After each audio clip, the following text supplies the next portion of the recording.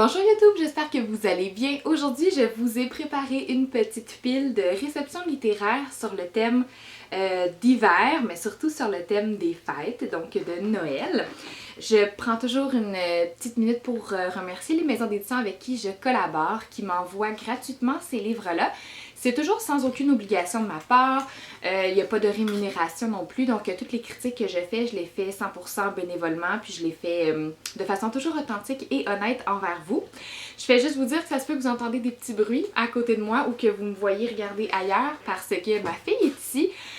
On est dans les rénovations, je vous l'ai déjà dit dans la dernière vidéo, puis à chaque fois qu'elle fait une sieste, je suis occupée à faire d'autres tâches dans la maison pour avancer les travaux. Ce qui fait que là, on va essayer voir est-ce qu'elle va collaborer.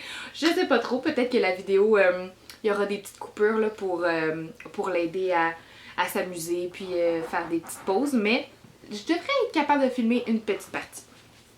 Je vais commencer ici avec un roman de l'Avent. Je ne l'ai pas lu encore parce que c'est un roman de l'Avent. Il y a beaucoup de romances de l'Avent chez Ozu qui sont parues là, dans la dernière année, même l'année passée aussi.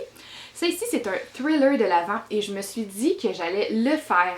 Donc, comme vous pouvez voir, chaque chapitre, on doit le détacher pour y avoir accès. Donc je trouve que c'est une belle façon de mousser là, la littérature, de rendre ça plus accessible. Donc ça ici c'est pour adultes, là, de ce que j'ai compris, là, le roman maudit. Je suis pas mal sûre que c'est pour adultes, mais il y en a aussi une version pour enfants, évidemment pour un thriller. Mais un album, et ça je vous le dis tout de suite, je l'ai acheté avec mes sous, donc au Salon du Livre, je l'ai acheté avec mon garçon, mais c'est le même principe. Puis ça, ce que j'aimais, c'est que c'est pas 24 histoires différentes avant le dodo. C'est vraiment une même histoire tout au long, mais qu'on va devoir attendre là, à chaque jour pour la poursuivre. J'ai évidemment regardé les pages de garde, puis là, ça l'a vraiment piqué ma curiosité. Il y a un fantôme, il y a une sorcière. Nous, on est fans d'Halloween ici. On chante encore des chansons d'Halloween, même si on arrive en décembre. On regarde encore, tout juste ce matin, on lisait un livre d'Halloween également. Donc, on est vraiment passionnés là, de voir qu'il y a peut-être un mélange entre les deux fêtes. Je pense que ça va nous accrocher. Puis justement, juste d'avoir un petit chapitre à lire tous les soirs, je me dis que ça va être agréable avec mon grand garçon de presque 3 ans. Un autre roman ici, je ne l'ai pas lu lui non plus, c'est un roman de peur de Noël. Je trouvais que ça faisait différent aussi de ce qu'on peut offrir à nos élèves et c'est La créature du marché de Noël. Ça a l'air gros, mais il y a en fait, de ce que j'ai compris, 2 livres dans ce même objet-là, livre papier, bref. Et de ce que j'ai compris aussi, la deuxième partie serait encore plus épeurante. Donc, à suivre, mais c'est comme une créature dans un marché de Noël. Au début, c'est tout féerique, puis il y a une créature qui parle au jeu aussi à la fin. Ben, pas à la fin, mais au début, là, j'ai comme commencé, puis le marché de Noël, c'est mon domaine la nuit. J'en suis le roi, le seul, l'unique, ou presque. C'est accrocheur. On y va maintenant dans les albums et tout ce qui vient avec Noël. Ici, nous avons 5 dodos pour tout savoir sur le Père Noël. Vous avez capoté autant que moi sur la version Halloween que je vous ai présentée dans ma vidéo et sur Instagram. J'ai adoré, adoré, adoré, adoré. Et là, ici, on a sur le Père Noël, carrément, pas sur Noël, mais vraiment sur le Père Noël, on a son enfance, on a comment il est devenu un Père Noël, comment à l'école, qu'est-ce qu'il a appris, la nuit de Noël, qu'est-ce qui se passe dans sa maison aussi. On n'a vraiment pas le même ton humoristique, c'est toujours un duo différent d'auteurs et d'illustrateurs. Puis on a ici pas le même ton qu'Halloween. Halloween, on était vraiment dans de l'humour, dans de l'absurde. Ici, on vient faire des faits, mais pas vraiment sur Noël. C'était encore un documentaire dans le sens que on ne sait pas réellement c'est quoi l'enfance du Père Noël, on ne sait pas réellement c'est quoi dans sa maison, donc on vient un peu inventer, mais c'est toujours, je pense, très proche de la réalité de ce que ça pourrait être. Mais comme je vous dis, là, on n'est pas un petit peu d'humour quand même, mais jamais autant là, que celui d'Halloween. Personnellement, j'ai préféré Halloween, pas juste parce que c'est ma fête préférée, mais c'était plus pour les plus vieux, celui d'Halloween, dans l'humour, dans l'intelligence de l'humour justement. Ici, là, ça se lierait très bien là, à des plus jeunes, là, juste pour en découvrir un petit peu plus sur cette fête, mais c'est pas, comme je vous dis, des faits véritables. Mettons, c'est pas comme en Islande, on fait ça, puis en Finlande, on fête Noël comme ça. C'est sûr que je vais accrocher mon sapin de Noël tout le long. Donc c'est ce qui m'a...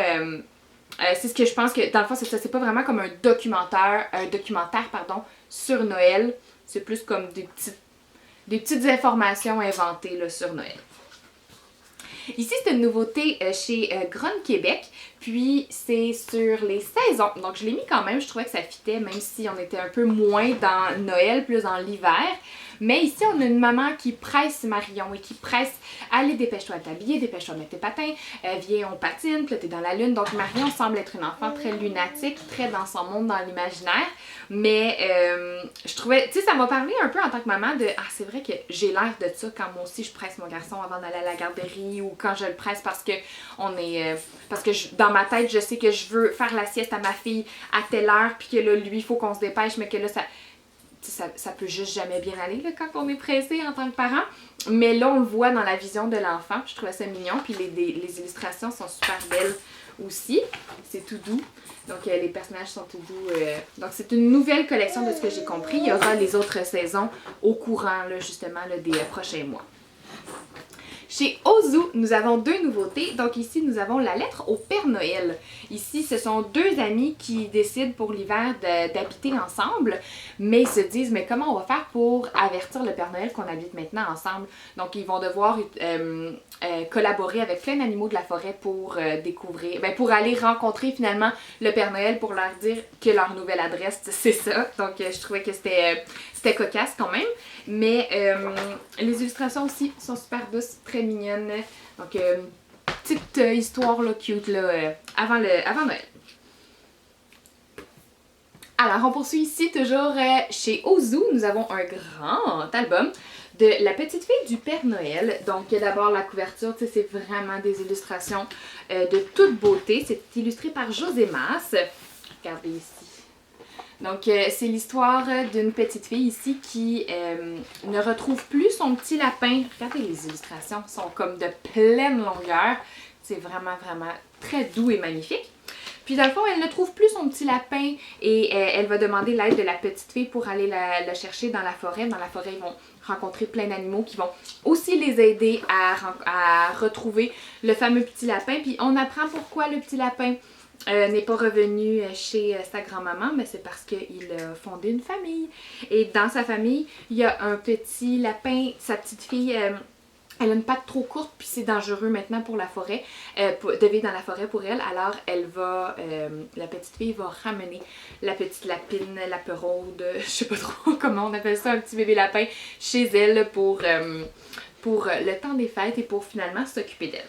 Je parle vite parce que j'ai oublié de charger ma batterie, puis là, je la vois qui flash. J'espère avoir le temps de terminer. Chez Scholastic, maintenant, nous avons Joyeux Noël, Père Noël, où les lutins réalisent que, dans le fond, le Père Noël... il fête jamais Noël parce que lui, sa célébration, c'est de faire célébrer tout le monde. Alors, ils vont lui célébrer lui-même son anniversaire. Je vous dirais que dans ma pile, c'est celui qui m'a fait un petit pour la petite grincheuse que je suis. C'est écrit par Mac Barnett, que vous connaissez sûrement. Donc, on est dans le même genre. Puis, il y a un petit peu plus de texte, c'est un petit peu plus soutenu. Pas beaucoup, là, on s'entend là, mais un petit peu plus soutenu que les autres, comme vous pouvez voir. Puis les illustrations sont très douces aussi, également. Il m'en reste plus que deux, j'espère avoir le temps. Ici, nous avons chez Les L'Envers, Pas de panique Père Noël. Puis déjà, le titre, il a piqué la curiosité de mon garçon parce que souvent, nous, à la maison, notre expression, c'est Pas de panique, Monique. Alors, le Père Noël ici, ses reines, ils sont malades. Alors, qu'est-ce qu'il va faire la nuit de Noël? Puis on a le lutin voyons comment il s'appelle ce lutin-là. En tout cas, il y a un lutin illico qui a toujours plein d'idées et qui va proposer des oies sauvages, il va proposer un vaisseau spatial, il va proposer vraiment le plein de solutions jusqu'à ce que finalement les reines ont eu le temps de se rétablir et il va partir pour Noël. Et je termine avec un album cartonné tête bêche. Donc on a, c'est un cherche et trouve. D'un côté, dans le fond, c'est le marché, c'est Bertille et Brindille au marché de Noël. Donc ici, on doit, dans cette version-là, on doit chercher le chat, donc Brindille. Et dans l'autre côté, c'est les mêmes illustrations à peu près, mais là, on doit chercher la petite fille, donc Bertille. Je trouve que c'est vraiment le fun comme principe. D'abord, tu sais, juste le fait que l'illustration, ça soit un point de vue de haut comme ça, je trouve ça vraiment hot. Mais les illustrations sont belles, c'est un chercher-trouve, mais faut juste chercher un personnage, tu sais, c'est pas un gros chercher-trouve, mais je pense que mon petit garçon va bien aimer justement là, regarder les illustrations, faire la différence entre le personnage, ici elle porte des lunettes, ici il porte pas des lunettes, ça peut être elle. Bref, vraiment, ça je pense que mon garçon va vraiment aimer. Et là, ma fille, elle est tannée. Je vais la prendre sur moi, puis je vais vous souhaiter un très beau temps des fêtes. J'espère vraiment avoir le temps de faire d'autres vidéos pour vous. D'ici là, je vous souhaite voilà, un beau temps des fêtes, une belle fin de mois de décembre. Puis vous voyez comment ça m'a déconcentrée, hein? J'arrive plus à finir ma vidéo. Merci de votre écoute.